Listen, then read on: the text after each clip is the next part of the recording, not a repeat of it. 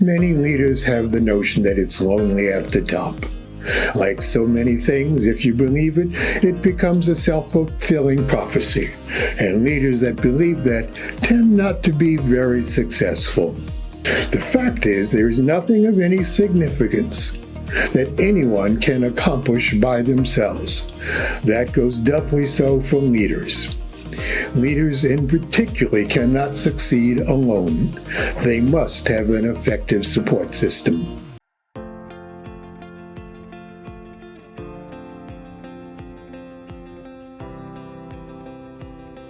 Hello, I'm Dr. Michael Broom, CEO of the Center for Human Systems.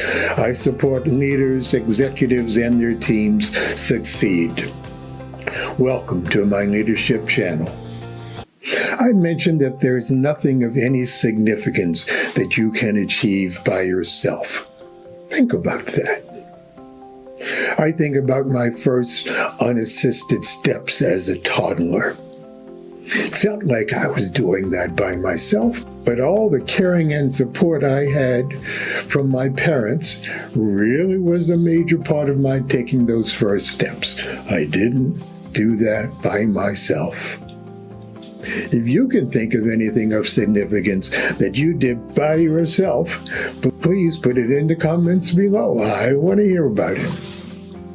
All significant human endeavors that have been successful also have included successful support systems. John D. Rockefeller, Andrew Carnegie, and other captains of industry did not build those business empires by themselves. Steve Jobs and Steve Wozniak, or Bill Gates and Paul Allen did not build their megalithic companies alone. Mahatma Gandhi and Nelson Mandela did not free their countries by themselves. We hold such people as heroes, as if they are individually powerful, with little acknowledgement of the huge support systems that surrounded them. The physically puny human races come to dominate the planet only through our supporting each other. Yet the intentional building of support systems seems to be problematic. We all have support systems to one degree or another, so the problem isn't the existence of support systems, is how well we use them. They are there, but we tend not to use them very much or with much intention and deliberation, making it a hit or miss prospect. There are two ways that support systems are critical for leaders. Leaders require the support of their direct followers, their peers, as well as those the leaders themselves follow, if they're going to accomplish their goals. In fact, they must achieve a critical mass of support if they are to succeed.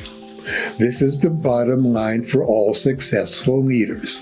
Failing to achieve a critical mass of support defines leadership failure.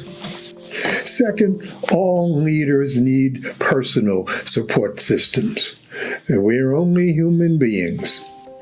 Only through our personal support systems can we maintain our conscious use of self, can we effectively manage our egos, and deal with the host of demands that are thrust upon us.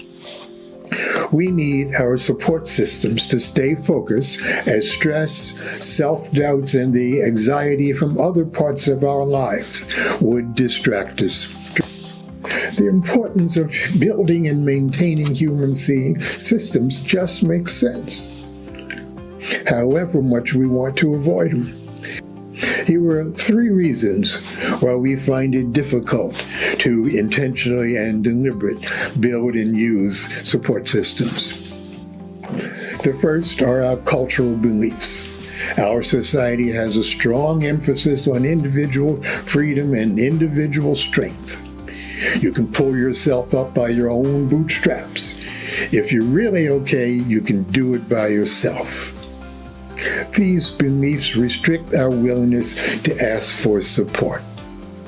Individual effort, particularly in the world of organizations, is a primary focus and garners more reward than teamwork and supporting others, and certainly not asking for support. More often than not, we seek growth and advancement independent of our teams or organizational unit. We're taught that anything is possible if we just work hard enough. We are not taught that there are severe limits to how much we can accomplish by ourselves. Nor are we taught that the best results will come through working with others and being supported by others. Our aversion to seeking support starts pretty early in grade school. The Western educational system focuses on independent academic proficiency. High school and college years bring about an increasing demand for independent performance with measurements against one another's abilities. Think grading on the curve. That creates an atmosphere of competition and rivalry among peers rather than support. In our culture, we strive for individuality. We base our sense of self on our unique skills and abilities. We are not taught that the path of success is through collaboration and supportive relationships. There are cooperative educational environments, such as those based in the theories of John Dewey, Rudolf Steiner, and Horace Mann. They encourage building and using support systems. Still, they're pretty rare, and that leaves most of us with meager support in the intentional use of support systems. That leads to ego issues that extend from our cultural obstacles. Many of us perceive seeking support or asking for support as a sign of weakness, as a sign of vulnerability that others might use against us. The higher up the organizational ladder we go, the more one is supposed to already know. And asking for help is just not okay. It's lonely at the top is a moan I've heard from many high-level executives. Managers at any level are reluctant to ask their employees for help about things that they think they should already know. That makes asking for help doubly difficult. Building personal support systems of trusted friends and colleagues would be a powerful antidote. We're great at being willing to support others, but we are too often reluctant to accept support, even when it's offered.